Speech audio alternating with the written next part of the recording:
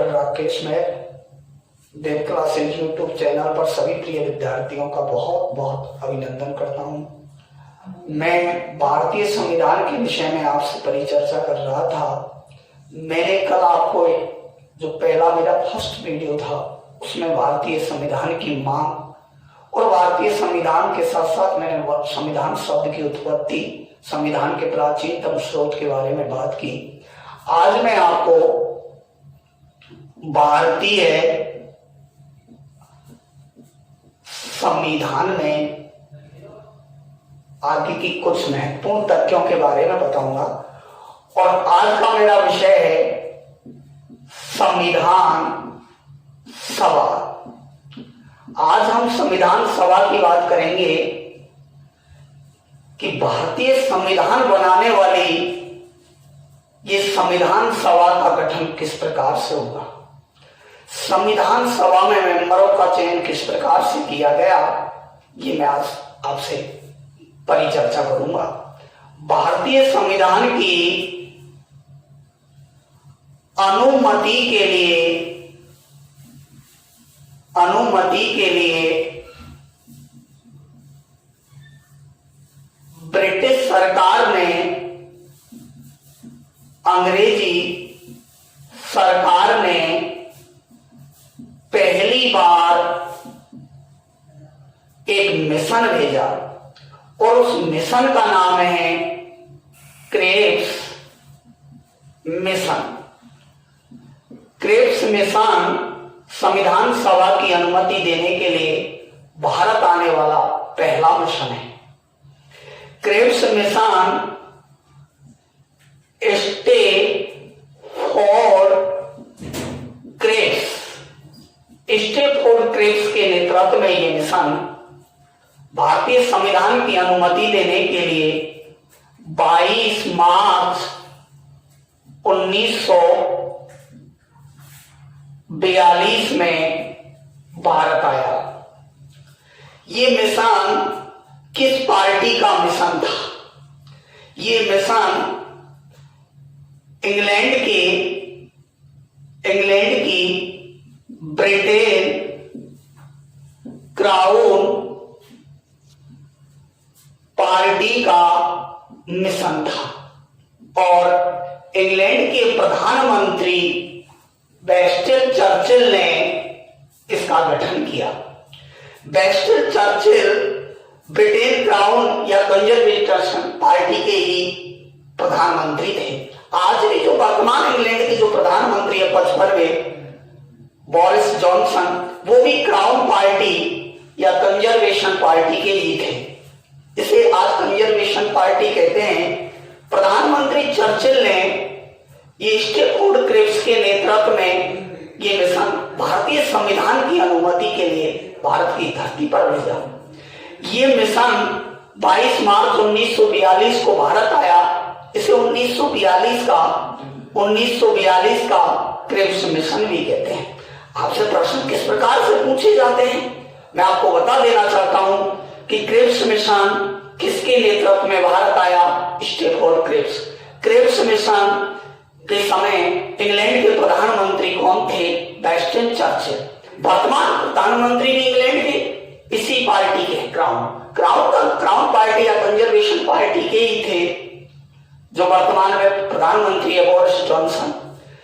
ये किस पार्टी का मिशन था, ये पूछा जा सकता है। इस समय इंग्लैंड के प्रधानमंत्री कौन थे, ये पूछा जा सकता है। इस मिशन ने 25 मार्च 1942 में कांग्रेस पार्टी के सामने अपनी सिफारिश या सुझाव रखा था। इसने अपनी सुझाव या सिफारिश कांग्रेस पार्टी के सामने रखी 25 मार्च को और 29 मार्च को भारत की आम जनता के सामने इस मिशन ने अपने सुझाव, अपना प्रस्ताव, अपनी विचारधारा रखी थी। लेकिन भारत की जनता और कांग्रेस पार्टी ने इसे अस्वीकार कर दिया। आप कहेंगे सर अस्वीकार क्यों कर दिया इसे? क्योंकि ये तो संविधान की अनुमति देने के लिए आया था, फिर भी इसे भारतीयों ने स्वीकार क्यों कर दिया? इसका कारण है सर, एक तो इस मिशन में ये कहा गया है कि एक नहीं दो देशों के संविधानों की अनुमति देना चाहता था। ये भारत और पाकिस्तान दो देशों के संविधान की अनुमति देना चाहता था। ये भारत विभाजन सिद्धांत पर आधारित था, इसीलिए कांग्रेस व अन्य भारतीयों ने इसे अस्वीकार कर दिया। क्रिप्स मिशन के संदर्भ में लोगों की तरह तरह की विचारधारा आई। एक प्रश्न है कि बीडी सावरकर ने इस मिशन के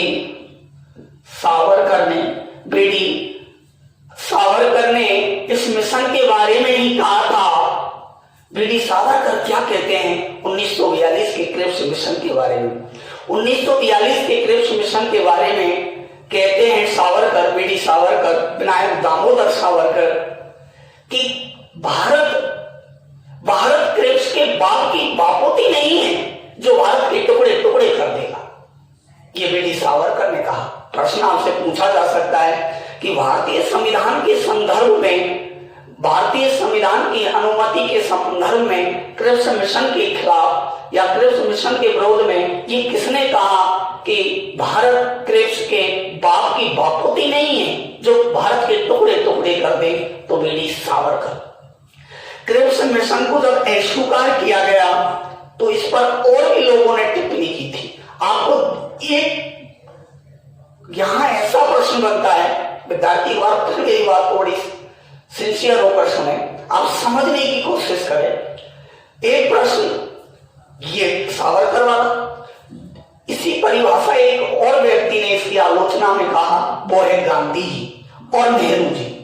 इन पर बहुत अधिक विवाद का विषय बनता है। नेहरू जी ने क्या कहा क्रिप्स मिशन के बारे में और गांधी जी ने क्रिप्स मिशन के बारे में क्या कहा, ये बड़े समझने वाले पॉइंट है। तो पहला पॉइंट है गांधी जी ने ये कहा कि क्रिप्स मिशन एक ऐसा बैंक है, एक ऐसा चेक है जिसका बैंक ही नष्ट हो गया। ये एक ऐसा चेक है जिसका बैंक ही नष्ट हो गया। गांधी जी ने ये कहा ये एक ऐसा चेक है जिसका बैंक ही नष्ट हो गया। नेहरू जी ने क्या कहा? बर्बाद बैंक का चेक, दिवालिया बैंक का चेक, ये नेहरू जी ने कहा था।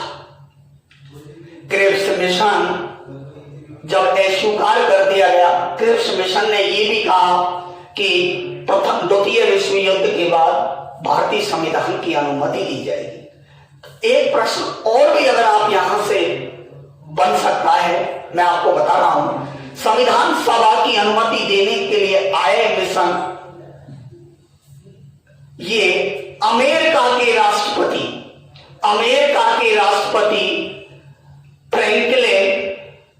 फ्रैंकलिन डी रूजवेल्ट और चीन के नायक काई शेक के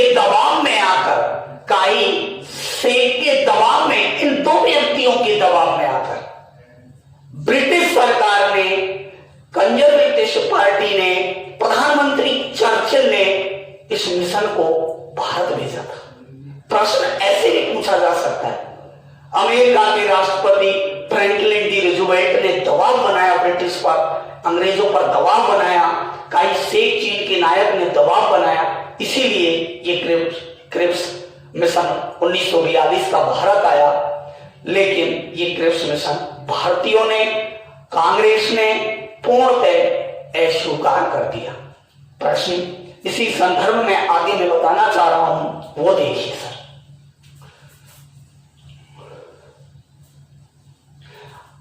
भारतीय संविधान की अनुमति के लिए जो क्राउन पार्टी या कंजर्वेशन पार्टी का जो मिशन आया, क्रिप्स मिशन, ये चला गया, अस्वीकार कर दिया।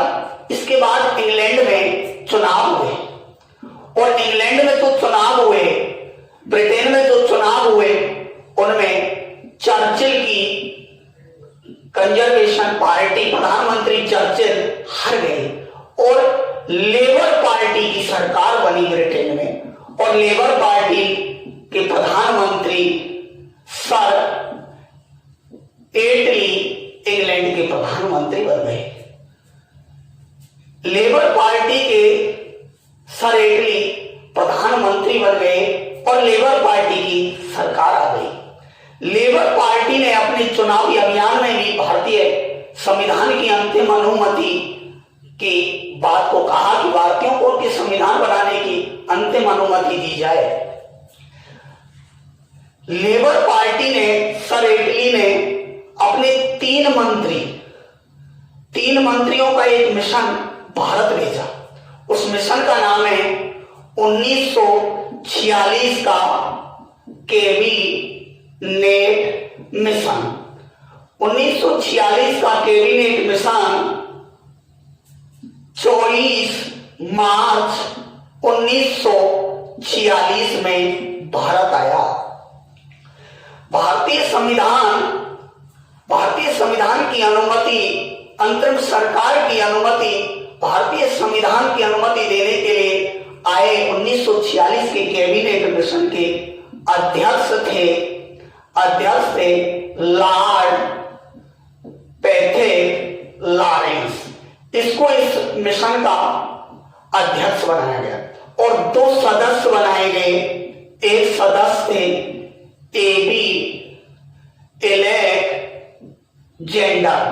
एबी एलेक्जेंडर और एक सदस्य थे वही स्टेफोर्ड क्रेब्स जो 42 के मिशन में भी थे।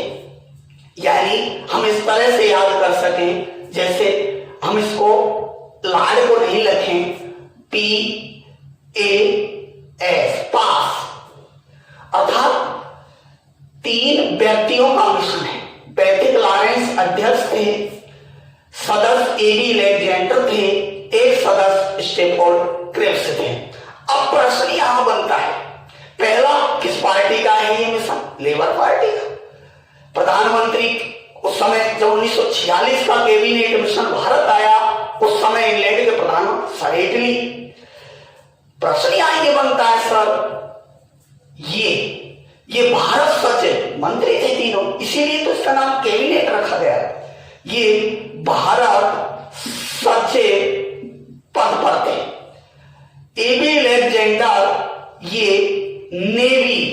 नेवी मंत्री थे और ये व्यापार मंत्री थे।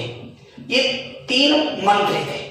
प्रश्न आ सकता है कि स्टेफोर्ड क्रेब्स 1946 के कैबिनेट मिशन के सदस्य स्टेफोर्ड क्रेब्स लेबर पार्टी की सरकार में किस मंत्री पद पर थे? व्यापार मंत्री। ये भारत सचिव थे जो अध्यक्ष थे इस मिशन में। ये मिशन 24 मार्च 1946 को भारत आ गया। इस मिशन पर परिचर्चा की प्रश्न भी आता है, बहुत अच्छा प्रश्न भी बनता है।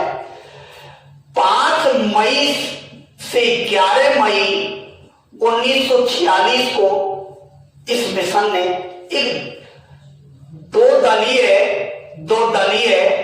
वार्ता की और दो दलीय वार्ता में किस किस को रखा गया, ये प्रश्न बहुत अच्छा है।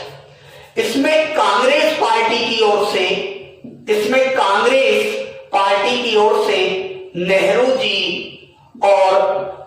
जी और मौलाना आजाद को रखा गया। मौलाना आजाद थे और एक मुस्लिम लीग की ओर से दो व्यक्तियों को सम्मिलित किया गया। वो थे मोहम्मद अली जिन्ना और लियाकत अली।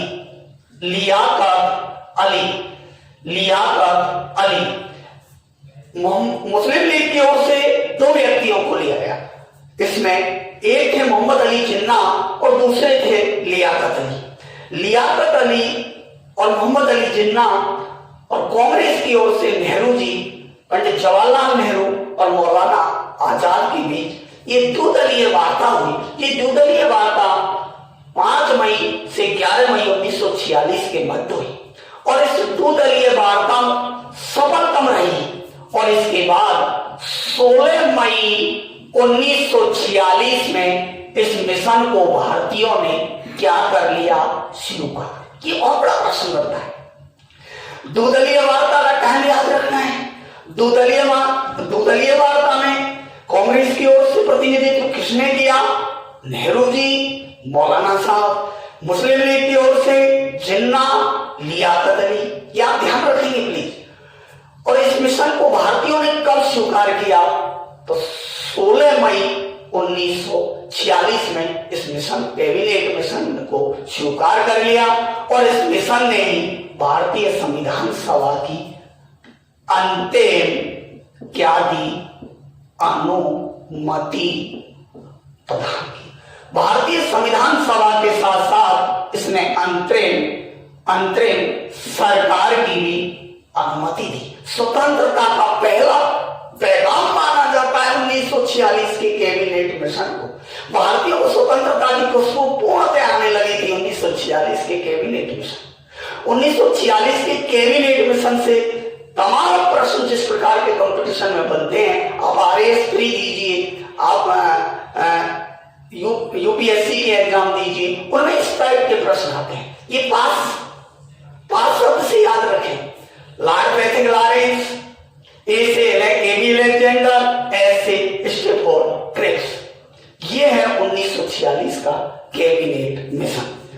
आगे अब बात करते हैं, संविधान सभा की अनुमति प्राप्त हो गई और संविधान सभा के संदर्भ में हम आपसे विभिन्न पहलुओं पर बात करेंगे। भारतीय संविधान की, भारतीय राज्य व्यवस्था को मैं आपको इस तरीके से पढ़ाऊंगा कि किसी भी कंपटीशन में कोई भी प्रश्न बाहर नहीं जाएगा। आप किसी गाइड से, किसी भी इंस्टीट्यूट के नोट्सों से मेरे इसकी तुलना भी कर सकते हैं। आगे देखिए, भारतीय संविधान सभा की बात करते हैं। भारतीय संविधान सभा में 2-3 बातों को हम बड़े ध्यान से सुनेंगे। एक है संविधान सभा का चुनाव सिद्धांत। संविधान सभा का चुनाव सिद्धांत 1946 के कैबिनेट मिशन ने ही दिया था। संविधान सभा के जो चुनाव का सिद्धांत है, किस प्रकार से भारतीय संविधान सभा में चुनाव किया जाए, ये चुनाव करने का सिद्धांत 1946 के कैबिनेट मिशन को ही ये श्रेय जाता है। संविधान सभा में चुनाव किस प्रकार से हुए, तो आप ध्यान से सुनेंगे सर। एक है अंग्रेज भारत। अंग्रेज भारत जो क्षेत्र है जिन पर पूर्णतः अंग्रेजों का शासन था, वहां राजाओं की कोई मध्यस्थता नहीं थी। ऐसे क्षेत्र को अंग्रेज भारत कहा जाता है। अंग्रेज भारत क्षेत्र अर्थात अंग्रेज भारत क्षेत्र से यानी 11 राज्यों से, उस समय 11 राज्यों में बांट रखा था अंग्रेजों ने और 4 केंद्र शासित प्रदेशों में भारत का विभाजन कर रखा था। ये क्षेत्र टोटल ये आएगा भारत अंग्रेज। और देसी भारत ये ऐसा क्षेत्र है जहां शासक या रजवाड़ी शासन की मध्यस्थता या शासन का नेतृत्व था। बीच में अंग्रेज और जनता के बीच में शासकों की भूमिका थी। ऐसे क्षेत्र को कहा जाता है देसी भारत। देसी भारत ऐसा क्षेत्र जहां ब्रिटिश सरकार और भारत की जनता के बीच रजवाड़ी शासकों की जहां भूमिका थी वो देसी भारत, और जहां जनता और अंग्रेज सीधा प्रत्यक्ष भारत की जनता से सीधे अंग्रेज कर वसूल करते थे, प्रशासनिक कार्य करते थे, वो अंग्रेज भारत कहलाता था। ये इसमें 11 राज्य और 4 केंद्र शासित प्रदेश थे। इस संविधान सभा में सदस्यों का चुनाव कैसे किया गया, बड़े ध्यान से देखें। इस क्षेत्र में जितने भी सदस्य चुने गए वो निर्वाचित थे। निर्वाचित सदस्यों का चयन किया गया इस क्षेत्र में। प्रश्न आएगा, अंग्रेज भारत क्षेत्र में कितने राज्य और कितने केंद्र शासित प्रदेश थे? कब? संविधान सभा के गठन के समय 11 राज्य 4 केंद्र शासित। इसमें जितने भी सदस्य संविधान सभा में चुने गए वो सभी निर्वाचित थे और इस क्षेत्र से जितने भी सदस्य चुने गए वो संविधान सभा में वो मनोनीत थे। कैसे थे? मनोनीत। प्रश्न आएगा, देशी भारत से संविधान सभा में चुने गए सभी सदस्य थे मनोनीत, निर्वाचित, कुछ निर्वाचित कुछ मनोनीत, या सभी मनोनीत, या सभी मनोनीत, या सभी निर्वाचित? बात करेंगे सभी मनोनीत थे। किससे? देशी भारत से।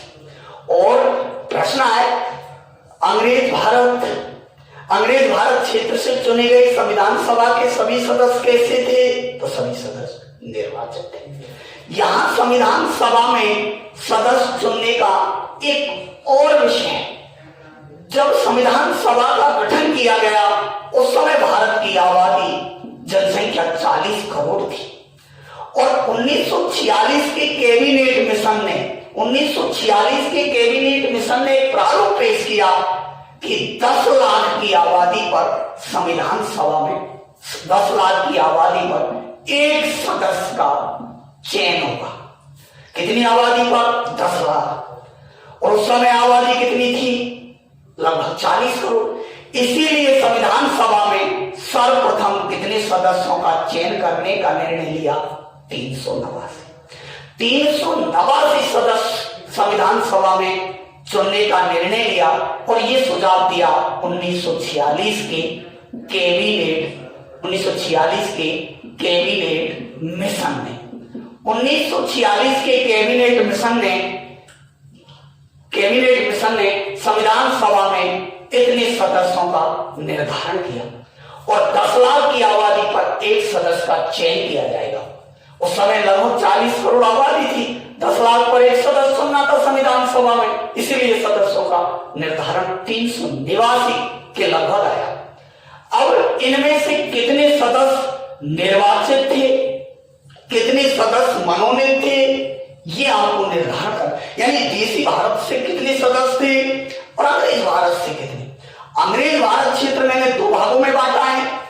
11 राज्यों से 292 सदस्यों का चुनाव किया गया, यानी निर्वाचित किए गए, और 4 सदस्य केंद्र शासित प्रदेश से, यानी 4 सदस्य यहां से, और टोटल सदस्य हो गए 292 प्लस 4 बराबर 296। अब प्रश्न यहां से बढ़ने की झड़ी लग जाएगी। वो प्रश्न पूछेगा, संविधान सभा में कुल निर्वाचित सदस्यों की संख्या 296। संविधान सभा में निर्वाचित सदस्यों की संख्या 11 राज्यों से कितनी थी? 292। संविधान सभा में कैबिनेट मिशन के अनुसार यूटीएस केंद्र शासित प्रदेशों से निर्वाचित सदस्यों की संख्या 4।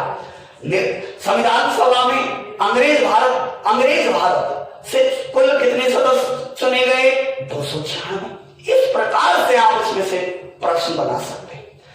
दूसरा अगर प्रश्न यहां से बनता है वो है मनोनीत। अब कहेंगे साहब चुनाव में क्या जनता ने भाग लिया? जैसे मैंने कहा कि ये निर्वाचित सदस्य है, पूरे टोटल निर्वाचित है, ये चुने गए हैं। इनमें से 4 यूटीएस केंद्र शासित प्रदेश में अभी बताऊंगा आपको, और 292 सदस्य ये 11 राज्यों से निर्वाचित हुए। अब आप निर्वाचित किसने किए? भारत की जनता ने निर्वाचित किए या किसने किए? जनता ने चुनाव में भाग नहीं लिया। अंग्रेजी सरकार, ब्रिटिश सरकार ने भारत में ये 11 राज्यों 4 केंद्र शासित प्रदेशों में विधायिका स्थापित कर रखी थी। क्या स्थापित कर रखी थी? विधायिका। चलो मैं नीचे बताता हूं।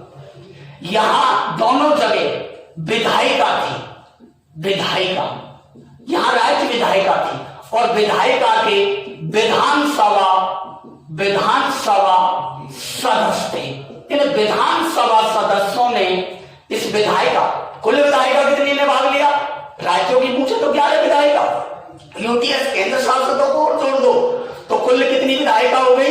15 विधानसभाओं में 15 विधायिकाओं ने राज्य विधायिकाओं ने भाग लिया और लगभग इनके 1585 सदस्यों ने एमएलए मान लीजिए, आप मेंबर लेजिस्लेटिव असेंबली मान लीजिए, आज की विधानसभाओं से तुलना करें तो 11 राज्य, 4 केंद्र शासित प्रदेश, टोटल 15 हुए, 15 विधायिका हुई, 15 विधायिकाओं के 1585 सदस्य हुए।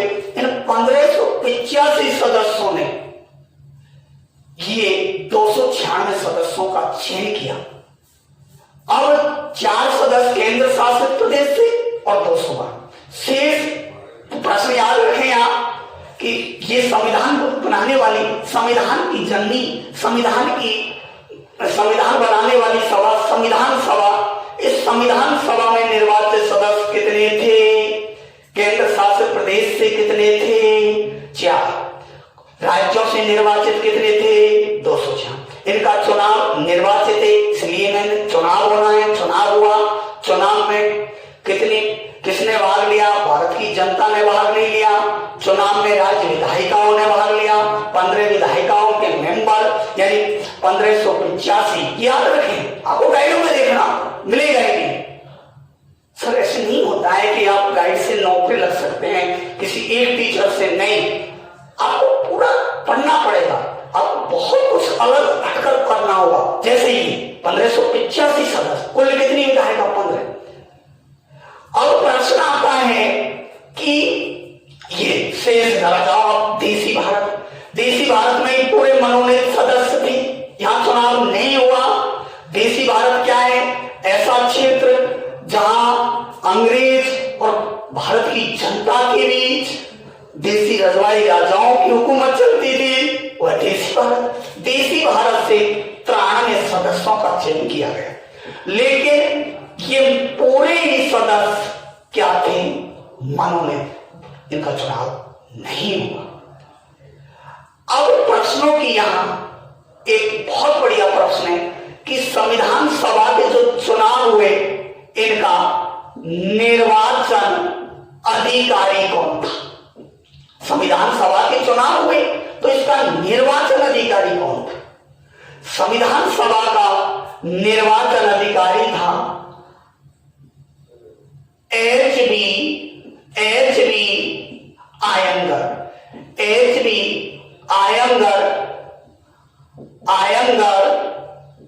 हरिवल्लभ एच.बी. आयंगर इसके निर्वाचन अधिकारी थे, जिसने ये निर्वाचन पद्धति को संपूर्ण किया। संविधान सभा का निर्वाचन सिद्धांत किसने दिया? 1946 के कैबिनेट मिशन ने दिया। प्रतिनिधित्व का क्या कितना निर्धारण था? 10 लाख की आबादी पर एक मेंबर का चयन करना था। कैबिनेट मिशन ने भारतीय संविधान सभा में कितने सदस्य निर्धारित किए? 300। इस प्रकार से भारतीय संविधान सभा का गठन हुआ। संविधान सभा के इस गठन के संदर्भ में मैं आपसे एक बहुत अच्छा प्रश्न पूछ रहा हूं, आप ध्यान से दीजिए। आप राजस्थान पटवार दोगे, राजस्थान की पुलिस की एग्जाम दोगे, आप रीट दोगे, सेकंड ग्रेड देते हो, कई फर्स्ट ग्रेड देते हो, उनमें इस टाइप के प्रश्न राजस्थान के संदर्भ में उठा लिए जाते हैं। जैसे राजस्थान से संविधान सभा में कितने सदस्य थे? कितने सदस्य थे? आप सीधा ही करोगे साहब, 11 1। ये क्या? तो 11 तो देसी रियासतों से थे। रियासत ऐसे देसी शब्द यूज नहीं करूं मैं, लोग रियासतों से थे, और एक केंद्र शासित प्रदेश से थे। केंद्र शासित प्रदेश से कुल 12 सदस्य थे राजस्थान से। राजस्थान से संविधान सभा में कुल सदस्यों की संख्या 12 के। रियासतों से 19 रियासतों से 19 रियासत थी राजस्थान में। 19 रियासतों से कितने सदस्य? 11। केंद्र शासित प्रदेश एक ही था, अजमेर मेरवाड़ा, यहां से एक, यहां से एक, कुल 12 सदस्य थे। अब प्रश्न आ गया, आपने पढ़ लिया भाई 12 सदस्य थे राजस्थान से, 11 रियासतों से 19 रियासतों से 11 सदस्य आए थे, एक केंद्र शासित प्रदेश अजमेर मेरवाड़ा से है। भार्गव, अब प्रश्न आता है कि निर्वाचित कितने थे? तो प्लीज मैं आपको एक बार पुनः, और मनोनीत कितने थे राजस्थान से?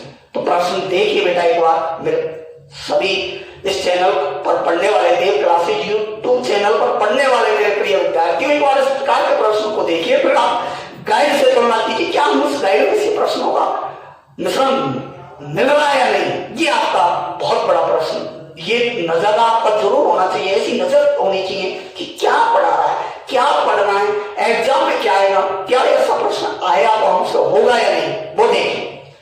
राजस्थान से कुल सदस्य 12, कोई दिक्कत नहीं।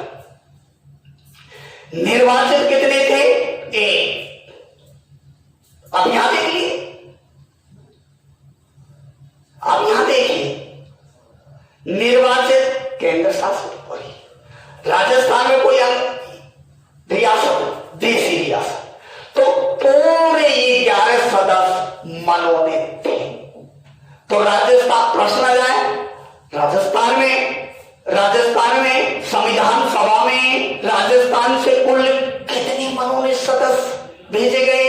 तो आपको करना है 11, ये कर दिया गलत।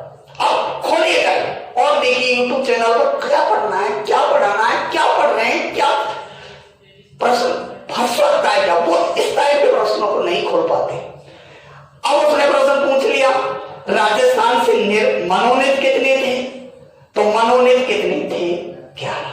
निर्वाचित कितने थे? 1, और वो था अजमेर मेरवाड़ा। ये 4 केंद्र शासित प्रदेश थे। पूरे भारत को अंग्रेजों ने 4 केंद्र शासित प्रदेशों में विभाजित कर रखा था, जैसे दिल्ली, जैसे केंगू। अगर तुम्हें याद रखने का तरीका है तो ऐसे भी रख सकते हो, अजमेर मेरवाड़ा। दूसरा बेलोचिस्तान, वैसे में याद रखने के तरीके से लिख रहा हूं। तीसरा केंगू यानी Karnataka. Number 4 Delhi. ABCD, A Ajmer Merwara, B Baluchistan, C Kengu Karnataka, D Delhi. ये ABCD 4 केंद्र शासित प्रदेश थे और चारों से 4 सदस्य चुने गए और चारों ही सदस्य कैसे थे? निर्वाचित। और यहां से जो सदस्य गया राजस्थान में वो निर्वाचित था। भार्गव जी, यहां से हामिद मोहम्मद गया, यहां से पुनेचा साहब गए, यहां से गुप्ता जी गए थे। इस प्रकार से ये संविधान सभा का चयन हुआ। तो राजस्थान से कुल 12 सदस्य, अगर निर्वाचित पूछे तो 1, मनोनीत पूछे तो क्या। आगे हम संविधान सभा की और परिचर्चा करेंगे। ये आपको मैंने सदस्यों की निर्भरता बताइए। कैबिनेट मिशन ने कितने सदस्य निर्धारित किए, निर्वाचित राज्यों से कितने थे याद रखें, यूटीएस से कितने, केंद्र शासित प्रदेश से निर्वाचित, कुल निर्वाचित कितने थे, मनोनीत देशी भारत से कितने थे, 3। ये आपको याद रखना है। आगे देखिए संविधान सभा की निर्वाचन अधिकारी जो संविधान सभा के सचिव भी थे वो थे HB आयंगर। बात करते हैं हम अंबेडकर के संदर्भ में। कई बार प्रश्न आता है डॉक्टर अंबेडकर संविधान सभा में कहां से सदस्य थे, क्या थे। तो आज मैं बात कर रहा हूं डॉक्टर भीमराव अंबेडकर।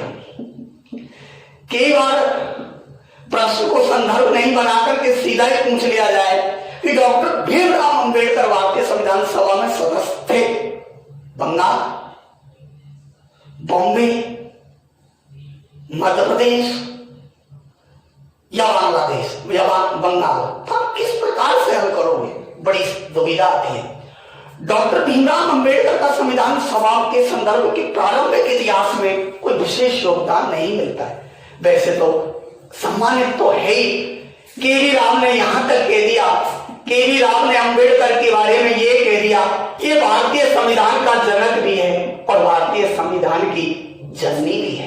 केवी राव क्या कहते हैं डॉक्टर अंबेडकर के बारे में? केवी राव कहता है कि अंबेडकर भारतीय संविधान की जनक भी है और जननी भी है। प्रश्न आएगा, डॉक्टर भीमराव अंबेडकर को भारतीय संविधान का जनक और जननी किसने कहा? केवी राव।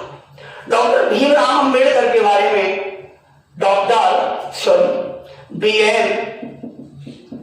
बी.एन.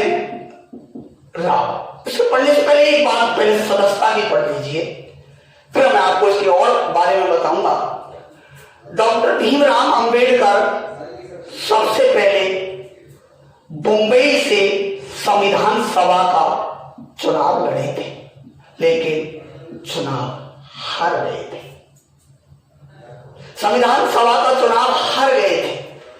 मुंबई प्रांत से चुनाव लड़े और चुनाव हार गए। दूसरी बार बंगाल से ये चुनाव लड़े और मुस्लिम लीग के समर्थन से ये चुनाव जीत भी गए। लेकिन चुनाव जीतने के बाद जो बंगाल का जेसूर कोल्ला क्षेत्र था, ये क्षेत्र पूर्वी पाकिस्तान यानी बांग्लादेश में चला गया। कहां चला गया? बांग्लादेश। परिणाम निर्वाचन रद्द हो गया। डॉक्टर भीमराव अंबेडकर पहली बार संविधान सभा में प्रश्न बनेगा, शानदार प्रश्न को देखिए आप, पढ़ना क्या है वो देखिए। डॉक्टर भीमराव अंबेडकर संविधान सभा में पहली बार सदस्य कहां से चुनकर गए? बंगाल करना है आपको, जयसुर को। लेकिन ये क्षेत्र पुनर्गठन के तहत पूर्वी पाकिस्तान यानी वर्तमान बांग्लादेश में चला गया। अंबेडकर का चुनाव निर्वाचन रद्द हो गया, चुनाव रद्द हो गया। ऐसा लग रहा था कि अंबेडकर एक दलित वर्गीय एक बहुत बड़ी विचारधारा संविधान सभा से दूर हो जाएगी। लेकिन डॉक्टर भीमराव अंबेडकर के बहुत चाहने वाले व्यक्ति थे बी.एन. राव ने और डॉक्टर राजेंद्र प्रसाद दोनों के प्रयासों से, प्रश्न को ध्यान से देखिए, बी.एन. राव और डॉक्टर राजेंद्र प्रसाद के प्रयासों से मुंबई प्रांत के उस समय प्रधानमंत्री पद हुआ करता था, मुंबई प्रांत के प्रधानमंत्री बीजी खेरे से वार्ता की और अंबेडकर को सदस्य बनाने की सिफारिश की। बी.एन. राव और राजेंद्र प्रसाद के कहने पर डॉक्टर भीमराव अंबेडकर को पुणे संविधान सभा में सदस्य भेजने के लिए मुंबई प्रांत के प्रधानमंत्री बीजी खेरे से वार्ता की, अनुरोध किया। क्योंकि डॉक्टर राजेंद्र प्रसाद ने तो यहां तक कह दिया कि डॉक्टर अंबेडकर एक दक्ष पायलट है, एक ऐसा दक्ष पायलट है जिसके बिना ये संविधान रूपी नौका को पूरा नहीं किया जा सकता। इस संविधान सभा के संदर्भ में कहा था डॉक्टर राजेंद्र प्रसाद ने कि पायलट एक ऐसा दक्ष पायलट है डॉक्टर अंबेडकर जिसके बिना ये संविधान सभा रूपी नौका को समुद्र से बाहर नहीं निकाला जा सकता है। अर्थात बी.एन. राव, दोबारा देखिए, बी.एन. राव, डॉक्टर राजेंद्र प्रसाद दोनों के प्रयासों से मुंबई के प्रधानमंत्री बीजी खेरे से वार्ता की गई और बीजी खेरे ने एम.जी. जयकर पर त्याग पत्र दबा दिया। ये मुंबई प्रांत के प्रधानमंत्री बीजी खेरे ने उस समय एम.जी. जयकर पर त्याग पत्र दबा दिया और जयकर के स्थान पर ही वही मुंबई प्रांत से ही पुणे मुस्लिम लीग के समर्थन से, मुस्लिम लीग और दलित समर्थन से डॉक्टर भीमराव अंबेडकर संविधान सभा में पुणे क्या चुन लिए गए? सदस्य। अब प्रश्नों की एक बहुत बढ़िया प्रश्न, आपसे कैसे निर्धारित करोगे प्रश्न वो देखिए। प्रश्न आया, डॉक्टर भीमराव अंबेडकर पहली बार संविधान सभा में सदस्य चुने गए, बंगाल। संविधान डॉक्टर भीमराव अंबेडकर को मुंबई प्रांत से संविधान सभा में पुनः सदस्य भेजने में विशेष योगदान देने वाले बम्बई प्रांत के प्रधानमंत्री पीछे थे। डॉक्टर भीमराव अंबेडकर के लिए संविधान सभा में सीट खाली करने वाले MG checker. Doctor Bhimrao Ambedkar को भारतीय संविधान का जनक और जननी केवी राव, दक्ष पायलट, डॉक्टर राजेंद्र प्रसाद, मुस्लिम लीग, मुंबई प्रांत मुस्लिम लीग ने इनका समर्थन किया। तो संविधान सभा में कहां से सदस्य रहे? बंगाल से पहली बार। और जब संविधान का निर्माण किया गया था उस समय कहां से सदस्य थे? तो मुंबई प्रांत करना है सर, मुंबई प्रांत करना। पहली बार चुनाव भी मुंबई प्रांत से लड़े, लेकिन हार गए। बंगाल से दूसरा चुनाव जीत गए, लेकिन खाली हो गई सीट। कहां रहकर? मुंबई प्रांत से सदस्य रहकर संविधान सभा में डॉक्टर भीमराव अंबेडकर ने कार्य किया था। अब ये बात चलती है संविधान सभा की, वो देखिए। मैंने आपको डॉक्टर अंबेडकर के बारे में बताया, आगे देखिए। एक प्रश्न आता है सर, वो देखिए।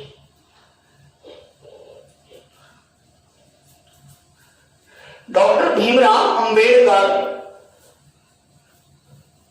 संविधान सभा में प्रारूप समिति के अध्यक्ष भी रहे और वो अध्यक्ष बनाने में महत्वपूर्ण योगदान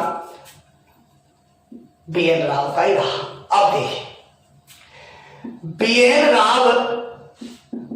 राव बेनेगल नरसिंह राव संविधान सभा में सदस्य थे। मुंबई प्रांत, संयुक्त प्रांत, मुंबई प्रांत, संयुक्त प्रांत, मद्रास प्रांत या कहीं से नहीं। बीएन राव संविधान सभा में सदस्य नहीं थे। संविधान सभा में सदस्य नहीं थे, जबकि ये तो भारतीय संविधान सभा के कानून सलाहकार थे। हाँ, कानून सलाहकार सलाहकार के अलावा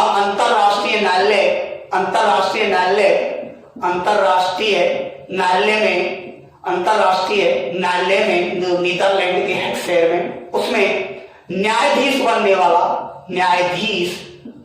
वाला पहला भारतीय भी है, पहला भारतीय। प्रश्न ये भी बनता है कि अंतरराष्ट्रीय न्यायालय नीदरलैंड के हेग शहर में अंतरराष्ट्रीय न्यायालय में न्यायाधीश बनने वाला पहला भारतीय कौन है? तो बीएन राव करेंगे। वैसे तो 4 रहे हैं अंतरराष्ट्रीय न्यायालय में, दलबीर सिंह भंडारी वर्तमान जोधपुर से हैं, लेकिन पहले कौन थे? तो पहले अगर बीएन राव थे। बीएन राव संविधान सभा में सदस्य नहीं थे, लेकिन विधि और कानून की ज्ञाता होने के कारण इसे भारतीय संविधान सभा में इनकी उपयोगिता को महत्व देते हुए बिना सदस्य होते हुए भी इनको संविधान सभा में वरीयता दी गई। आगे बात करते हैं हम संविधान सभा की, और संविधान सभा में आगे मैं सदस्यों की बात कर रहा हूं, वो ध्यान से देखें।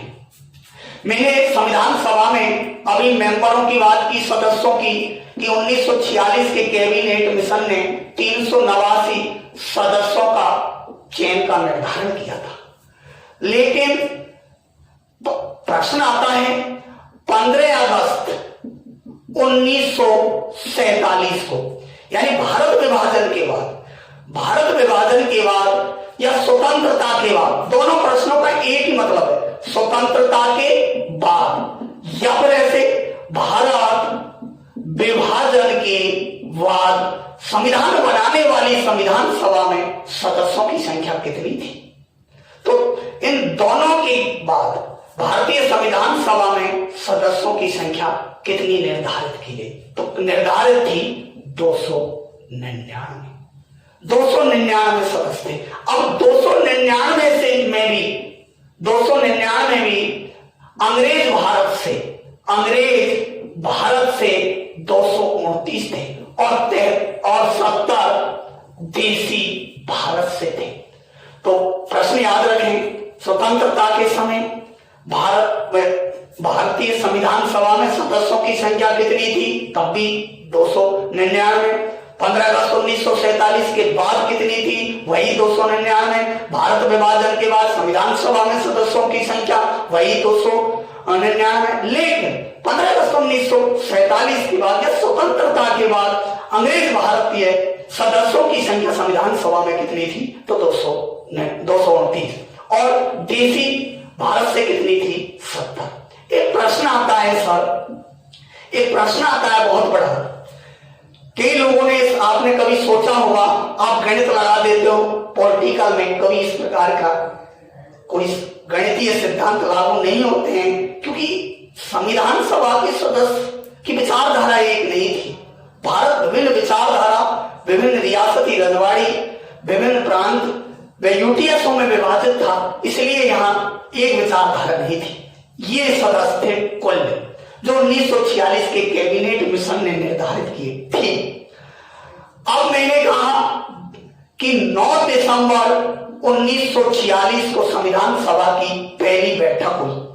पहली बैठक हुई, मुस्लिम लीग ने पहली बैठक का विरोध किया। अब मुस्लिम लीग ने जब विरोध किया तो संविधान सभा में सदस्यों की संख्या कितनी रही?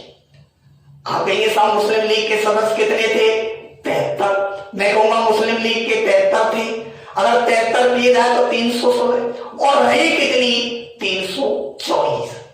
इस प्रश्न को भी आप उनके, तो मैं आज इस क्लास को यहीं छोड़ दूं और आपको पूरा टाइम दे दूं कल का, लेकिन आप नहीं निकाल पाओ क्योंकि गाइडों में इस तरह की गणति नहीं है। मैं आपको बता देता हूं कि मुस्लिम लीग के सभी सदस्य संविधान सभा का बहिष्कार नहीं किया, इसलिए सदस्यों की संख्या इतनी नहीं रही। और कितनी रही? 324। जबकि 73 कम होनी चाहिए, इतनी रहनी चाहिए थी, इतनी रहनी चाहिए थी। मतलब इतने सदस्य थे कुल संविधान सभा में, 73 मुस्लिम लीग के थे, इन्होंने भाग नहीं लिया, तो इतनी रहनी चाहिए, लेकिन यहां तो बढ़ रही है। अर्थात स्पष्ट होता है कि मुस्लिम लीग के सभी मेंबर्सों ने, सदस्यों ने संविधान सभा का बहिष्कार नहीं किया, बहिष्कार नहीं किया। ये है प्रश्न, तो आप ध्यान रहे प्लीज। मैंने इस प्रश्न को कई बार बच्चों से पूछा भी है, देखा भी है, हल भी करवाया, ये आया भी है सीटेट में। तो उन्होंने ऐसे कहा था कि मुस्लिम लीग के विरोध के बाद संविधान सभा में मेंबरों की संख्या क्या थी? तो बच्चों ने सोचा संविधान सभा में कुल सदस्य 389 थे, 389 में से मुस्लिम लीग के कितने थे? बच्चे को याद है 73 घटा करके 316 करके आए, जबकि डीएसएस रिपोर्ट में सही माना 300, क्योंकि सभी मुस्लिम लीग के सदस्यों ने संविधान सभा का, मैं उदाहरण दूं आपको, तो देखिए प्रारूप समिति में एस सादुल्ला खान सदस्य थे। अगर मुस्लिम लीग से ही सदस्य थे और मुस्लिम लीग के सदस्य थे ना, और मुस्लिम लीग के सदस्य होते हुए भी संविधान की प्रारूप समिति में अंबेडकर के साथ सदस्य थे, इससे स्पष्ट होता है कि मुस्लिम लीग के संपूर्ण सदस्यों ने संविधान सभा का विरोध नहीं किया। एक प्रश्न है, आप गाइड खोलना या किसी यूट्यूब पर किसी का वीडियो देखना, उसमें आपको एक प्रश्न है कि वो देखिए, ये प्रश्न कैसे है कि संविधान सभा को हिंदुओं की निकाय किसने कहा? चर्चिल मिलेगा, गलत। संविधान सभा को 80% सदस्य संविधान सभा में हिंदू थे। संविधान सभा को हिंदुओं की निकाय लॉर्ड साइमन ने कहा था। वही साइमन जिनके नेतृत्व में साइमन कमीशन आया 1919 के अधिनियम की समीक्षा के लिए। हिंदुओं की निकाय को संविधान सभा को लॉर्ड साइमन ने कहा, जबकि संविधान सभा को जातियों की या जाति की निकाय, या निकाय शब्द को यूज नहीं करें, संस्था भी कर सकता है। तो प्रश्न याद रखें, जाति की निकाय संविधान सभा को वेस्टन चर्चिल ने कहा, संविधान सभा को जातीय निकाय चर्चिल ने कहा, लेकिन संविधान सभा को हिंदुओं की निकाय ये साइमन लॉर्ड साइमन ने कहा। ये ध्यान रहेगा आपको कि लॉर्ड साइमन ने संविधान सभा को हिंदुओं की निकाय कहा, जाति की निकाय चर्चिल ने कहा था।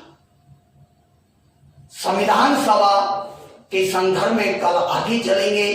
संविधान सभा की मैं संपूर्ण जानकारी दूंगा और लगातार हर वीडियो को देखते जाएं। मैं आपको आरएस, रेट, सेकंड ग्रेड, पटवार सभी के भारतीय संविधान के जितने भी पहलू है उनकी परिचर्चा करूंगा। आपसे प्रत्येक प्रश्न को सही ढंग से दिया जाएगा। आपको किसी भी प्रकार का कोई प्रश्न कंपटीशन का इनमें छूटने वाला नहीं है। आप बस आपका सहयोग की जरूरत है। आप हमारा उत्साह बढ़ाने के लिए, देव क्लासेस का उत्साह बढ़ाने के लिए, हमारी मेहनत को उत्साहित करने के लिए सब्सक्राइब करें, पसंद करें, देखें और अपने मित्रों को भी बताएं कि देव क्लासेस डॉक्टर राकेश मेहर और देव क्लासेस हमारे निर्देशक भाई प्रेमराज जी अथक प्रयास करके बहुत बिजी होने के बाद भी आपके लिए इस प्रकार के परिचर्चा लाए हैं, क्लास लागू की है। आप इनको अधिक से अधिक देखें। मैं डॉक्टर राकेश मेहर पुनः आपका अभिनंदन करता हूं। धन्यवाद।